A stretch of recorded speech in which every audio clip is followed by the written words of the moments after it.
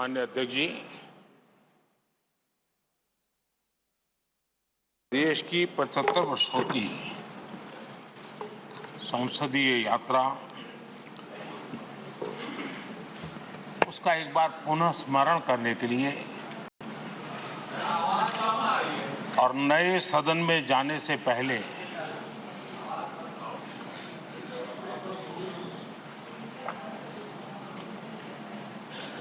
उन प्रेरक पलों को, इतिहास की महत्वपूर्ण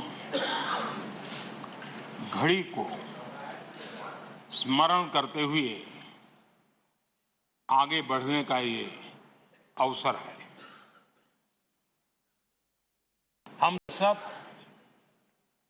इस ऐतिहासिक भवन से विदा ले रहे हैं। आजादी के पहले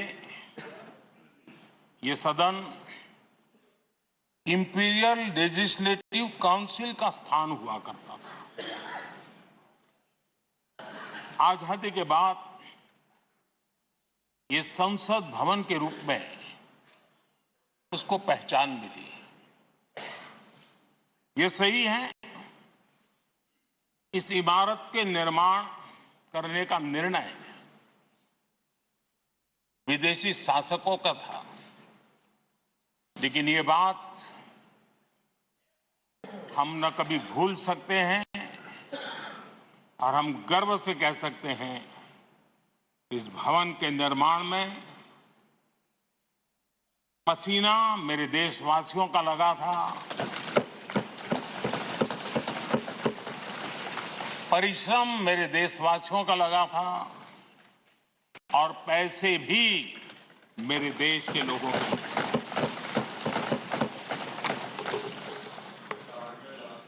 इस 75 वर्ष की हमारी यात्रा ने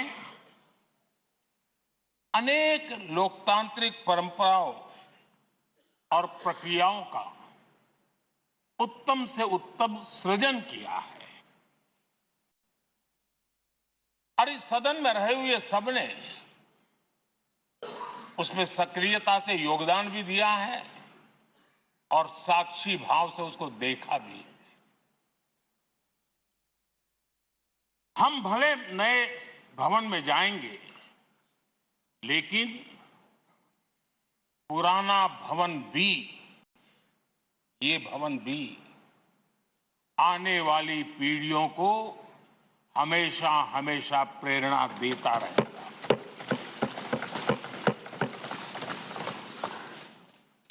ये भारत के लोकतंत्र की स्वर्णिम यात्रा का एक महत्वपूर्ण अध्याय है,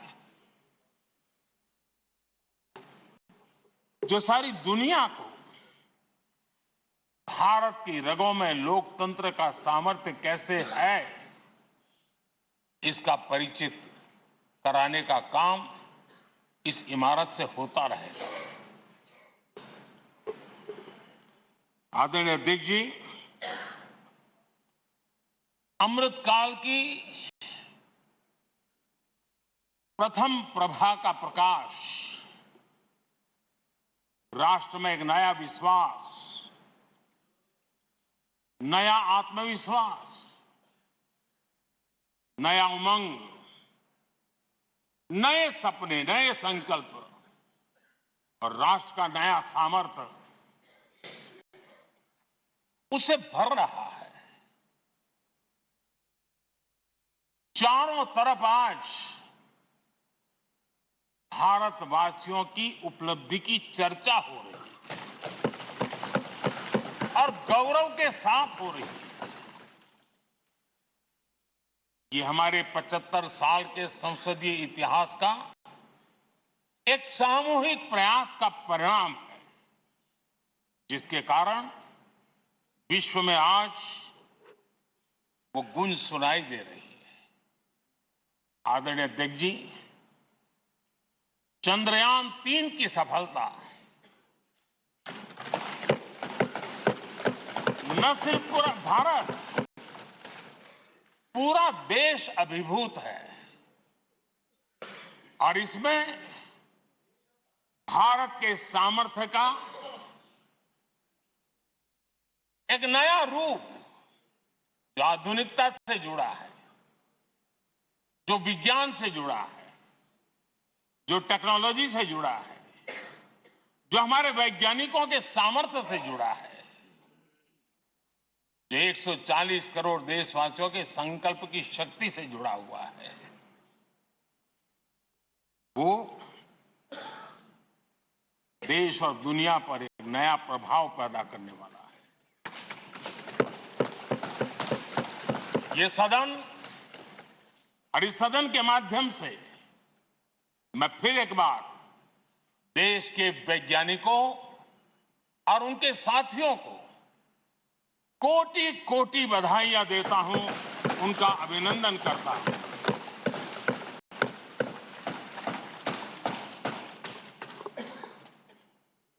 आदरणीय अध्यक्ष जी, ये सदन ने भूतकाल में जब नेम की समिट हुई थी, सर्वसम्मति से प्रस्ताव पारित करके देश के इस प्रयास को सराहा था। आज G20 की सफलता को भी आपने सर्वसम्मति से सराहा है। मैं मानता हूं देशवासियों का आपने गौरव बढ़ाया है। मैं आपका आभार व्यक्त करता हूं। G20 की सफलता 140 करोड़ देशवासियों की है। ये भारत की सफलता है, किसी व्यक्ति की सफलता नहीं है, किसी दल की सफलता नहीं है। भारत के फेडरल स्ट्रक्चर ने, भारत की विविधता ने 60 स्थानों पर 200 से अधिक समिट और उसकी मेजबानी हिंदुस्तान के अलग अलग रंग रूप में देश की अलग अलग सरकारों ने बड़े आन बान शान से की और ये प्रभाव पूरे विश्व भर के मन पर पड़ा हुआ है। ये हम सबके सेलिब्रेट करने वाला विषय है, देश के गौरवगान को बढ़ाने वाला है। और जैसा आपने उल्लेख किया, भारत इस बात के लिए गर्व करेगा, जब भारत अध्यक्ष रहा उस समय अफ्रीकन यूनियन इसका सदस्य बना। मैं उस इमोशनल पल को भूल नहीं सकता जब अफ्रीकन यूनियन की घोषणा हुई और अफ्रीकन यूनियन के प्रेसिडेंट, उन्होंने एक इंटरव्यू में कहा कि मेरे जीवन में ऐसी पल थी, शायद मैं बोलते बोलते रो पड़ूंगा। आप कल्पना कर सकते हैं कि कितनी बड़ी अपेक्षा और आशाएं पूरी करने का काम भारत के भाग्य में आया। आदरणीय अध्यक्ष जी, भारत के प्रति शक करने का एक स्वभाव कई लोगों का बना हुआ है और जब आजादी मिली तब से चल रहा है। इस बार भी यही था, कोई डिक्लेरेशन नहीं होगा, असंभव है। लेकिन ये भारत की ताकत है कि वह भी हुआ और विश्व सर्वसम्मति से एक साझा घोषणा पत्र लेकर के आगे का रोड मैप लेकर के यहां से प्रारंभ हुआ है। और अध्यक्ष जी, आपके नेतृत्व में, क्योंकि भारत की अध्यक्षता नवंबर के आखिरी दिन तक है, इसलिए अभी हमारे पास जो समय है उसका उपयोग हम करने वाले हैं। और आपकी अध्यक्षता में दुनिया भर के ये जो G20 के सदस्य हैं, P20 पार्लियामेंट के स्पीकर्स की एक समिट, जैसे आपने घोषणा की, सरकार का आपके इस प्रयासों को पूरा समर्थन रहेगा, पूरा सहयोग रहेगा। आदरणीय अध्यक्ष जी, हम सबके लिए गर्व की बात है, आज भारत विश्व मित्र के रूप में अपनी जगह बना पाया है। पूरा विश्व भारत में अपना मित्र खोज रहा है, पूरा विश्व भारत की मित्रता को अनुभव कर रहा है। और उसका मूल कारण है हमारे जो संस्कार है, वेद से विवेकानंद तक जो हमने पाया है। सबका साथ सबका विकास का मंत्र आज विश्व को हमें साथ लाने में जोड़ रहा है। आदरणीय अध्यक्ष जी, ये सदन से विदाई लेना एक बहुत ही भावुक पल है। परिवार भी अगर पुराना घर छोड़कर के नए घर जाता है तो बहुत सारी यादें कुछ पल के लिए उसको झकझोर देती है। और हम जब ये सदन को छोड़ के जा रहे हैं तो हमारा मन मस्तिष्क भी उन भावनाओं से भरा हुआ है, अनेक यादों से भरा हुआ है। खट्टे मीठे अनुभव भी रहे हैं, नोकझोंक भी रही है, कभी संघर्ष का माहौल भी रहा है और कभी इसी सदन में उत्सव और उमंग का माहौल भी रहा है। ये सारी स्मृतियां हमारे साथ हम सबकी साझी स्मृतियां हैं, ये हम सबकी साझी विरासत है और इसलिए इसका गौरव भी हम सबका साझा है।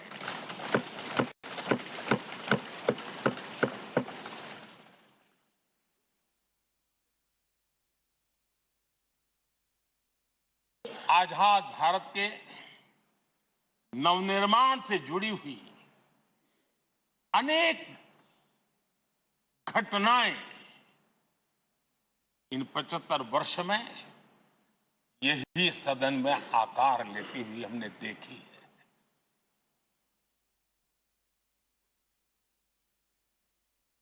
आज हम जब इस सदन को छोड़ करके नए सदन की ओर प्रस्थान करने वाले हैं तब भारत के सामान्य मानवीय की भावनाओं को जहां जो आदर मिला है, सम्मान मिला है, उसकी अभिव्यक्ति का भी एक अवसर है। और इसलिए आदरणीय अध्यक्ष जी, मैं पहली बार जब संसद का सदस्य बना और पहली बार एक सांसद के रूप में इस भवन में मैंने प्रवेश किया तो सहज रूप से मैंने इस संसद भवन के दौर पक्ति पर अपना शीश झुका करके इस लोकतंत्र के मंदिर को श्रद्धा भाव से नमन करते हुए मैंने पैर रखा था। वो पल मेरे लिए भावनाओं से भरी हुई थी, मैं कल्पना नहीं कर सकता था। लेकिन भारत के लोकतंत्र की ताकत है, भारत के सामान्य मानवीय की लोकतंत्र के प्रति श्रद्धा का प्रतिबिंब है कि रेलवे प्लेटफॉर्म पर गुजारा करने वाला एक गरीब परिवार का बच्चा पार्लियामेंट पहुंच जाता है।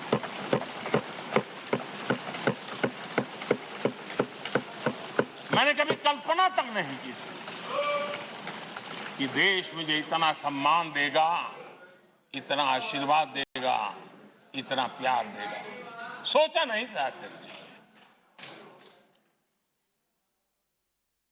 आदरणीय अध्यक्ष जी, हम में से बहुत लोग हैं जो संसद भवन के अंदर जो चीजें लिखी गई उसको पढ़ते भी रहते हैं, कभी कभी उसका उल्लेख भी करते हैं। हमारे यहाँ संसद भवन के प्रवेश द्वार पर एक छांदोग्य उपनिषद का एक वाक्य है, लोक द्वारम करके पूरा वाक्य है। उसका मतलब ये होता है कि जनता के लिए दरवाजे खोलिए और देखिए कि कैसे वो अपने अधिकारों को प्राप्त करती है। हमारे ऋषि मुनियों ने ये लिखा हुआ है, हमारे प्रवेश द्वार पर लिखा हुआ है।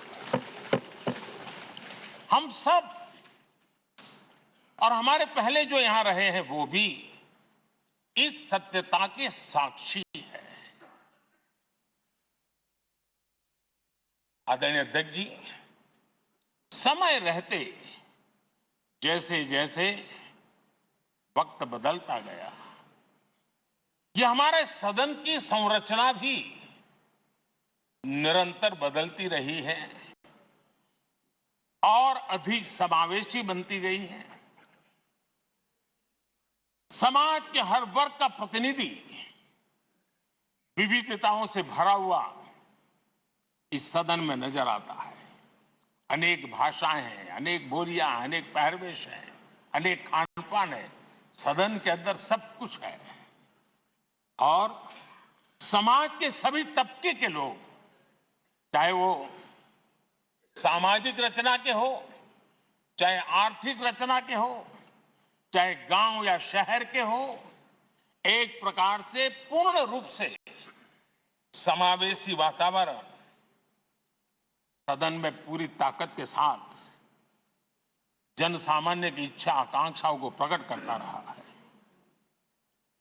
दलित हो, पीड़ित हो, आदिवासी हो, पिछड़े हो, महिलाएं हो, हर एक का धीरे धीरे धीरे योगदान बढ़ता चला गया है। आदरणीय अध्यक्ष जी, प्रारंभ में महिलाओं की सदस्य संख्या कम थी, लेकिन धीरे धीरे माताओं बहनों ने भी इस सदन की गरिमा को बढ़ाया है। इस सदन के गरिमा में बहुत बड़ा बदलाव लाने में उनका योगदान रहा है। आदरणीय अध्यक्ष जी, प्रारंभ से अब तक एक मोटा मोटा हिसाब लगाता था, करीब करीब 7,500 से अधिक जनप्रतिनिधि दोनों सदनों में मिलाकर के योगदान दे चुके हैं। इतने सालों में 7,500 से करीब ज्यादा। इस कालखंड में करीब 600 महिला सांसदों ने भी इस सदन की गरिमा को बढ़ाया है, दोनों सदन की। और आदरणीय अध्यक्ष जी, आप जानते हैं कि इस सदन में आदरणीय इंद्रजीत गुप्ता जी 43 ईयर, अगर मेरी गलती नहीं हो तो 43 ईयर इस सदन में लंबा समय बैठ करके इस सदन के साक्षी बनने का उनको सौभाग्य मिला। और यही सदन है आदरणीय अध्यक्ष जी, जहां शकीकुर रहमान जी 93 की एज में भी सदन में अपना योगदान देते रहे, जबकि उनकी उम्र 93। और आदरणीय अध्यक्ष जी, ये भारत के लोकतंत्र की ताकत है कि 25 साल की उम्र की चंद्रमणि मुर्मू इस सदन की सदस्य बनी थी। सिर्फ 25 साल की उम्र की, सबसे छोटी उम्र की सदस्य बनी थी। आदरणीय अध्यक्ष महोदय, वाद विवाद, कटाक्ष, ये सब कुछ हम सबने अनुभव किया है, हम सबने इनिशिएट भी किया है, कोई बात नहीं रही है। लेकिन उसके बावजूद भी शायद जो परिवार भाव हम लोगों के बीच में रहा है, हमारे पहले की पीढ़ियों में भी रहा है, जो लोग प्रचार माध्यमों से हमारे यहां का रूप देखते हैं और बाहर निकलते ही हमारा जो अपनापन होता है, परिवार भाव होता है, वो एक अलग ही ऊंचाई पर ले जाता है। और ये भी इस सदन की ताकत है, एक परिवार भाव। और उसके साथ साथ हम कभी कड़वाहट पाल करके नहीं जाते हैं, हम उसी प्यार से सदन छोड़ने के कई वर्षों के बाद भी मिल जाए तो भी उस प्यार को कभी भूलते नहीं है, उस स्नेह भरे याद दिनों को भूलते नहीं है, वो मैं अनुभव कर सकता हूं। आदरणीय अध्यक्ष जी, हमारे पहले भी और वर्तमान भी हमने कई बार देखा है कि अनेक संकटों के बावजूद भी, अनेक असुविधाओं के बावजूद भी सांसद सदन में आए हैं और उन्होंने शारीरिक पीड़ा भी असह्य हो तो भी सदन में एक सांसद के रूप में, जनप्रतिनिधि के रूप में अपना कर्तव्य निभाया है। ऐसी अनेक घटनाएं आज हमारे सामने हैं। गंभीर गंभीर बीमारियों के बावजूद भी व्हीलचेयर में आना पड़ा, किसी को डॉक्टरों को बाहर खड़े रख करके अंदर आना पड़ता था, लेकिन सभी सांसदों ने कभी न कभी इस प्रकार से अपनी भूमिका निभाई। कोरोना काल हमारे सामने उदाहरण है। हर परिवार में रहता था कहीं बाहर जाए तो मौत को बुलावा न दे दे, उसके बावजूद भी हमारे माननीय सांसद दोनों सदन में कोरोना काल के इस संकट की घड़ी में भी सदन में आए, अपना कर्तव्य निभाया। हमने राष्ट्र का काम रुकने नहीं दिया। आवश्यकता पड़ी, डिस्टेंस रखना भी था और बार बार टेस्टिंग भी करना पड़ता था। सदन में आते थे लेकिन मास्क पहनना पड़ता था। बैठने की रचना भी अलग अलग की, समय भी बदले गए। हर चीज के साथ राष्ट्र का काम रुकना नहीं चाहिए, इस भाव से सभी सदस्यों ने इस सदन को अपने कर्तव्य का महत्वपूर्ण अंग माना, संसद को चलाए रखा। और मैंने देखा है कि इस सदन से इतना लगाव लोगों का रहता है। पहले कभी हम देखते थे कोई 30 साल पहले सांसद रहा होगा, कोई 35 साल पहले रहा होगा, लेकिन वो सेंट्रल हॉल तो जरूर आएगा। जैसे मंदिर जाने की आदत होती है, वैसे उनको सदन में आने की आदत है। इस जगह का लगाव बन जाता है, एक आत्मीय भाव से जुड़ाव हो जाता है। और ऐसे बहुत से पुराने लोग हैं जो आते जाते हुए मन करता है जरा चलो एक चक्कर काट ले। आज उनका जनप्रतिनिधि के नाते दायित्व तो नहीं है, लेकिन भूमि के प्रति उनका लगाव हो जाता है। ये सामर्थ्य होता है इस सदन का। आदरणीय अध्यक्ष महोदय,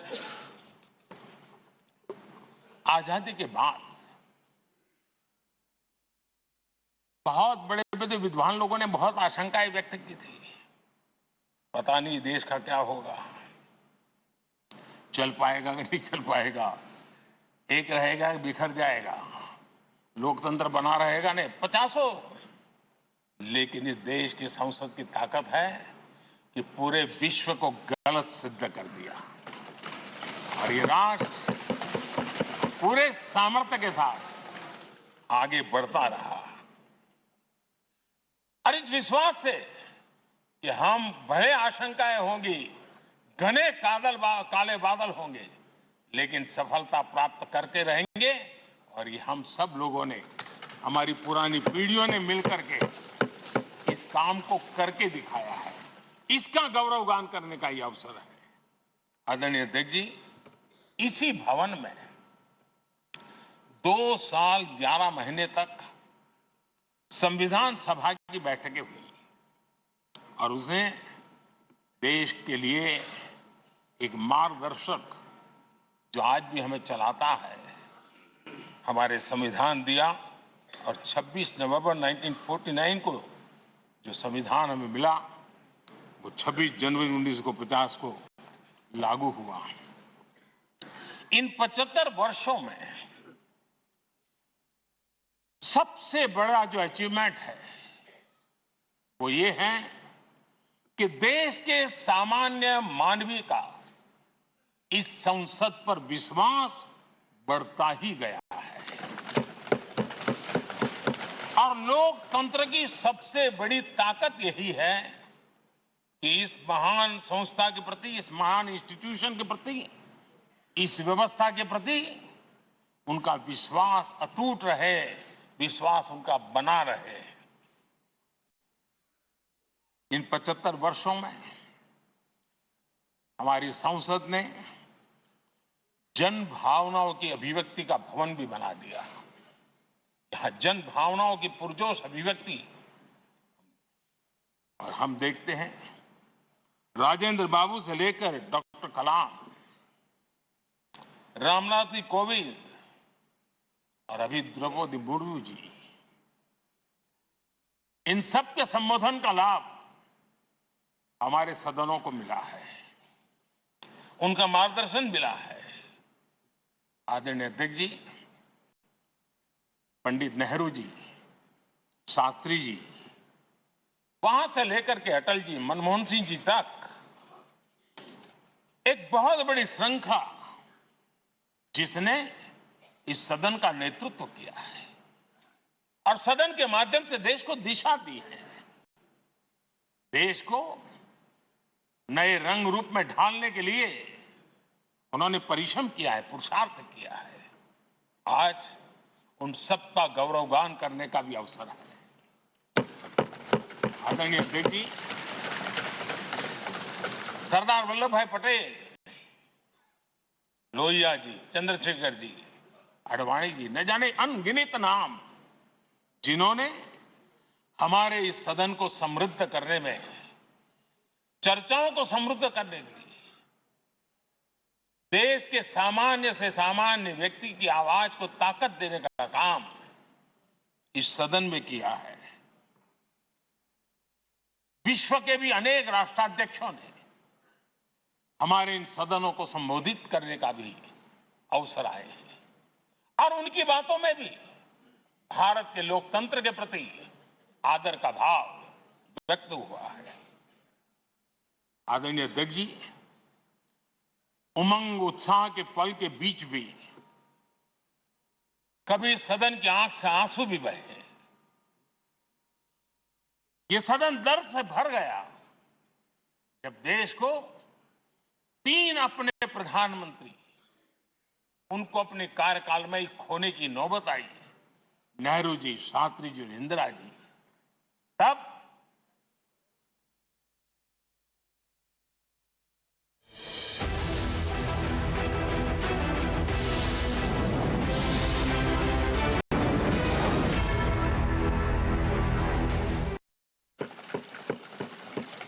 और इनके पूर्व में जो रहे उनका भी हृदय से अभिनंदन करता हूं। इतना ही नहीं, सदन मतलब ये खंड ही नहीं है, इस पूरे परिसर में अनेक लोगों ने, किसी ने हमें चाय पिलाई होगी, किसी ने पानी पिलाया होगा, किसी ने रात रात चली हुई सदन को किसी को भूखा पेट रहने नहीं दिया होगा। कई प्रकार की सेवाएं की होगी। किसी ने माली ने इसके बाहर के एनवायरनमेंट को संभाला होगा, किसी ने इसकी सफाई की होगी। न जाने कितने ही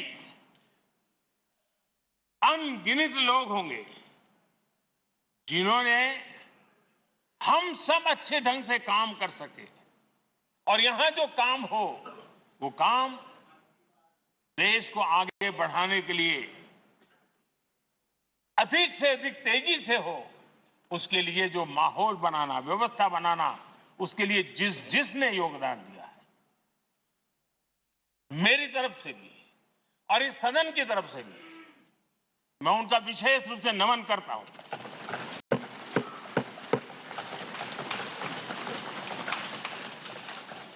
आदरणीय अध्यक्ष जी, लोकतंत्र का एक सदन, आतंकी हमला हुआ, पूरे विश्व में यह आतंकी हमला एक इमारत पर नहीं था, मदर ऑफ डेमोक्रेसी एक प्रकार से हमारी जीवात्मा पर यह हमला था।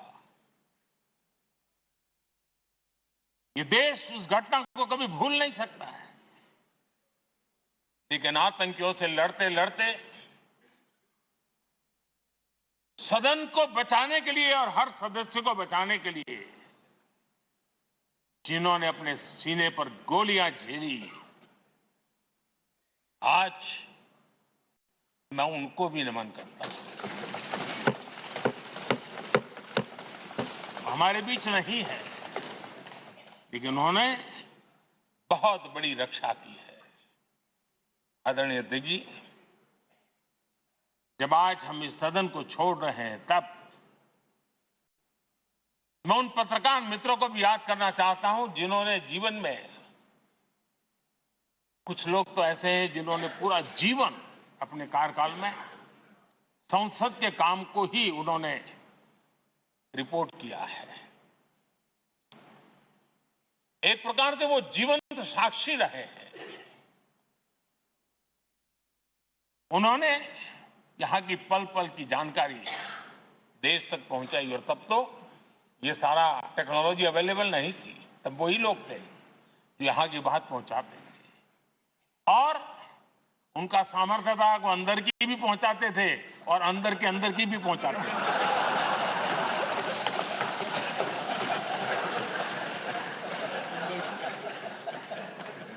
और मैंने देखा कि ऐसे पत्रकारिता जिन्होंने संसद को कवर किया, शायद उनके नाम जाने नहीं जाते होंगे, लेकिन इनके काम को कोई भूल नहीं सकता है। और खबरों को लिए नहीं, भारत की इस विकास यात्रा को संसद भवन से समझने के लिए उन्होंने अपनी शक्ति खपा दी थी। आज भी पुराने जो पत्रकार मित्र मिल जाते हैं और जिन्होंने कभी संसद को कवर किया हो, तो ऐसी अननोन चीजें बताते हैं जो उन्होंने अपनी आंखों से देखी होती है, कान से सुनी होती है, जो अचरज करने वाली होती है। यानी एक प्रकार से जैसी ताकत यहां की दीवारों की रही है, वैसा ही दर्पण उनकी कलम में रहा है, और उस कलम ने देश के अंदर संसद के प्रति, संसद सदस्यों के प्रति एक अहोभाव का भाव जगाया है। मैं आज कई पत्रकार बंधु होंगे जो रहे नहीं होंगे, लेकिन मेरे लिए जैसा ये सदन छोड़ना भावुक पल है, मैं पक्का मानता हूं इन पत्रकार बंधुओं के लिए भी ये सदन छोड़ना उतना ही भावुक पल होगा, क्योंकि इनका लगाव हमसे भी ज्यादा रहे। कुछ तो पत्रकार ऐसे होंगे जो हम लोगों की टर्म से भी है, उन्होंने काम किया होगा। आज उनके उस महत्वपूर्ण लोकतंत्र की ताकत बनने के लिए, योगदान देने के लिए भी याद करने का अवसर है। आदरणीय अध्यक्ष जी, जब हम सदन के अंदर आते हैं, हमारे यहां नाद ब्रह्म की कल्पना है। हमारे शास्त्रों में माना गया है किसी एक स्थान पर अनेक बार एक ही लय में उच्चारण होता है तो वो तपोस्थली बन जाता है, उसके एक पॉजिटिव वाइब होते हैं। नाद की एक ताकत होती है जो स्थान को सिद्धि स्थान में परिवर्तित कर देती है। मैं मानता हूं ये सदन भी उस 7-7.5 हजार जनप्रतिनिधियों के द्वारा बार बार जो शब्द गूंजे हैं, जो वाणी यहां गूंजी है, उसने इस सदन में हम बैठकर आगे चर्चा करें या ना करें, लेकिन इसकी गूंज इसे तीर्थ क्षेत्र बना देती है।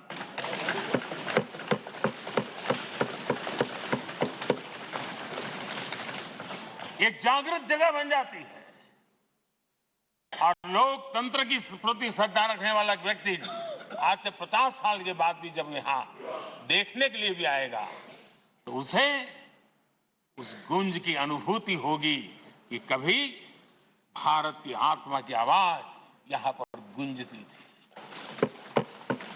और इसलिए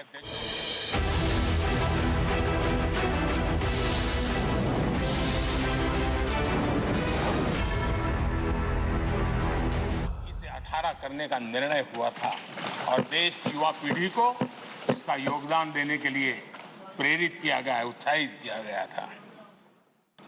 हमारे देश ने गठबंधनों की सरकारें देखी, वीपी सिंह जी हो, चंद्रशेखर जी, और बाद में एक सिलसिला चला। लंबे अरसे से दिशा में देश जा रहा था, आर्थिक नीतियों के बोझ तले देश दबा हुआ था, लेकिन नरसिम्हा राव की सरकार थी जिन्होंने हिम्मत के साथ पुरानी आर्थिक नीतियों को छोड़ करके नई राह पकड़ने का फैसला किया था, जिसके आज देश को परिणाम मिल रहे हैं।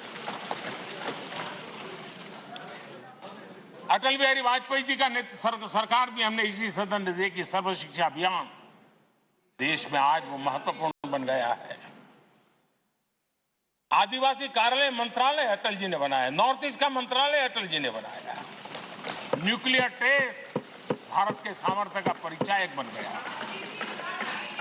और इसी सदन में मनमोहन जी की सरकार कैश फॉर वोट को भी, उस कांड को भी सदन ने देखा है। आदरणीय अध्यक्ष जी, सबका साथ सबका विकास का मंत्र, अनेक ऐतिहासिक निर्णय, दशकों से लंबित विषय, उनका स्थायी समाधान भी इसी सदन में हुआ। आर्टिकल 370 ये सदन हमेशा हमेशा गर्व के साथ कहेगा, इस सदन के कारण one nation one tax, GST का निर्णय भी इसी सदन ने किया। One rank one pension, OROP, ये भी इसी सदन ने देखा। गरीबों के लिए 10% आरक्षण कोई विवाद के बिना पहली बार इस देश में करने में सफल रहे। आदरणीय अध्यक्ष जी, भारत के लोकतंत्र में तमाम उतार चढ़ाव हमने देखे, और ये सदन लोकतंत्र की ताकत है, लोकतंत्र की ताकत की साक्षी है, जन विश्वास का एक केंद्र बिंदु रहा है। इस सदन की विशेषता देखिए, और दुनिया के लोगों का आज भी ऐतराज होता है। यह सदन है जिसमें कभी 4 सांसद वाली पार्टी सत्ता में होती थी और 100 सदस्य वाली पार्टी विपक्ष में बैठती थी। ये भी सामर्थ्य इस सदन के लोकतंत्र की ताकत का परिचय कराता है। और यही सदन है जिसमें एक वोट से अटल जी की सरकार गई थी और लोकतंत्र की गरिमा को बढ़ाया था। ये भी इसी सदन में हुआ। आज अनेक छोटी छोटी रीजनल पार्टियों का प्रतिनिधित्व हमारे देश की विविधता को, हमारे देश के एस्पिरेशंस का एक प्रकार से वो आकर्षक केंद्र बिंदु बना है। आदरणीय अध्यक्ष जी, इस देश में 2 प्रधानमंत्री ऐसे रहे, मोरारजी भाई वीपी सिंह। एक प्रकार से कांग्रेस में जीवन खपाया था, लेकिन एंटी कांग्रेस गवर्नमेंट का नेतृत्व कर रहे थे। ये भी इसकी विशेषता थी। और हमारे नरसिम्हा राव जी, वो तो बिस्तरा गोल करके घर जाने की तैयारी कर रहे थे, निवृत्ति की घोषणा कर चुके थे। लेकिन यही लोकतंत्र की ताकत देखिए, सदन की ताकत देखिए, वो प्रधानमंत्री के रूप में 5 साल हमारी सेवा कर।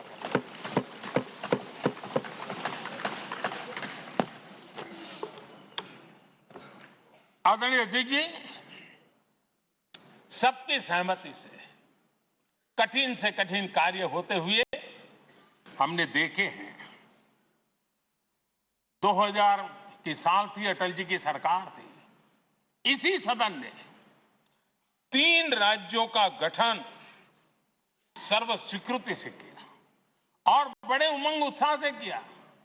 जब छत्तीसगढ़ की रचना हुई तो उत्सव छत्तीसगढ़ ने भी मनाया, उत्सव मध्य प्रदेश ने भी मनाया। जब उत्तराखंड की रचना हुई तो उत्सव उत्तराखंड ने भी मनाया, उत्सव उत्तर प्रदेश ने भी मनाया। जब झारखंड की रचना हुई तो उत्सव झारखंड ने भी मनाया, उत्सव बिहार ने भी बताया। ये हमारे सदन का सामर्थ्य, सब सहमति का वातावरण बना करके।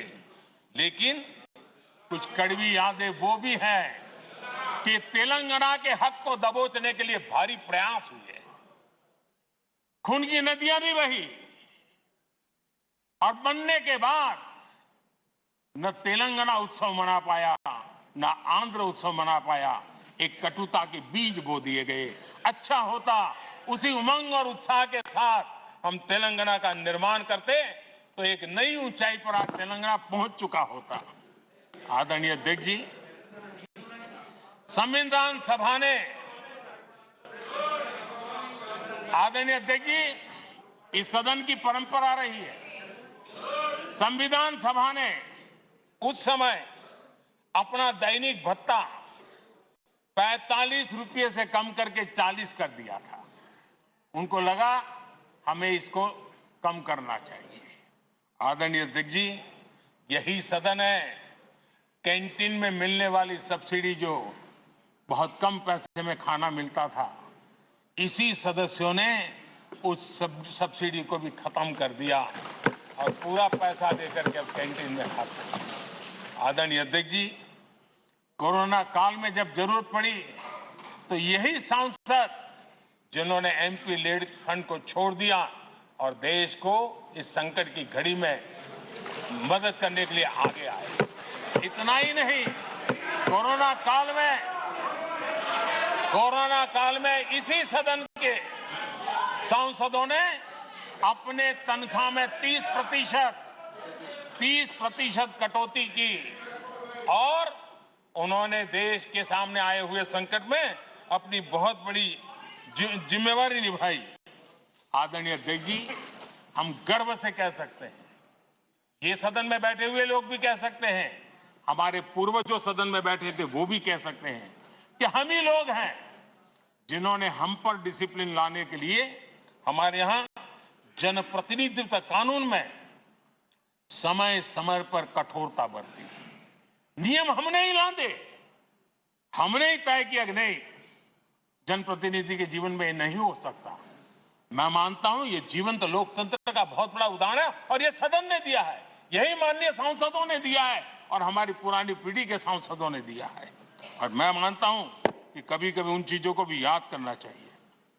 आदरणीय अध्यक्ष जी, हम जो वर्तमान सांसद हैं उनके लिए तो ये विशेष सौभाग्य का अवसर है। सौभाग्य का अवसर इसलिए है कि हमें इतिहास और भविष्य दोनों की कड़ी बनने का अवसर देता है।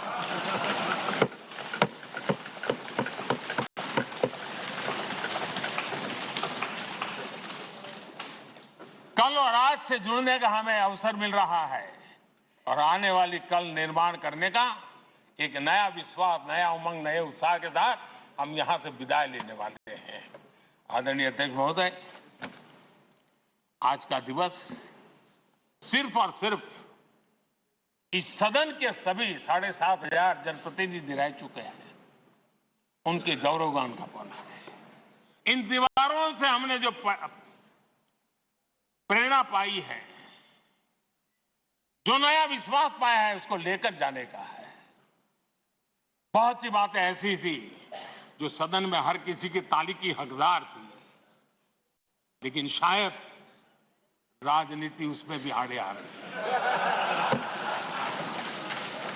नेहरू जी के योगदान का गौरवगान अगर इस सदन में होता है, कौन सदस्य होगा जिसको ताली बजाने का मन न कर जाए।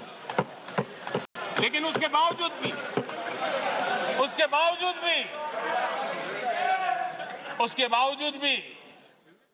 देश के लोकतंत्र के लिए बहुत जरूरी है हम सब ने अपने यहां सोच लें। आदरणीय अध्यक्ष जी, मुझे पूरा विश्वास है कि आपके मार्गदर्शन में और इस अनुभवी माननीय सांसदों के सामर्थ्य से हम नई संसद में जब जाएंगे तो नए विश्वास के साथ जाएंगे। मैं फिर एक बार, आज पूरा दिवस आपने इन पुरानी स्मृतियों को ताजा करने के लिए दिया, एक अच्छे वातावरण में सबको याद करने का मौका दिया।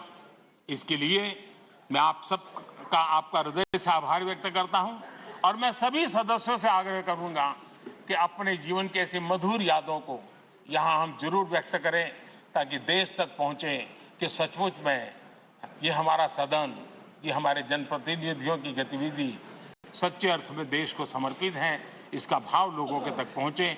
इसी एक अपेक्षा के साथ मैं फिर एक बार इस धरती को प्रणाम करता हूं, इस सदन को प्रणाम करता हूं।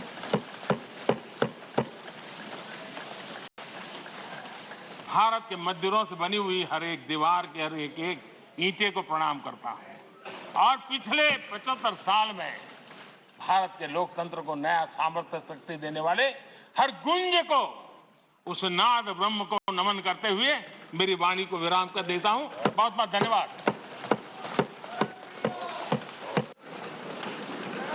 माननीय सदस्यगण,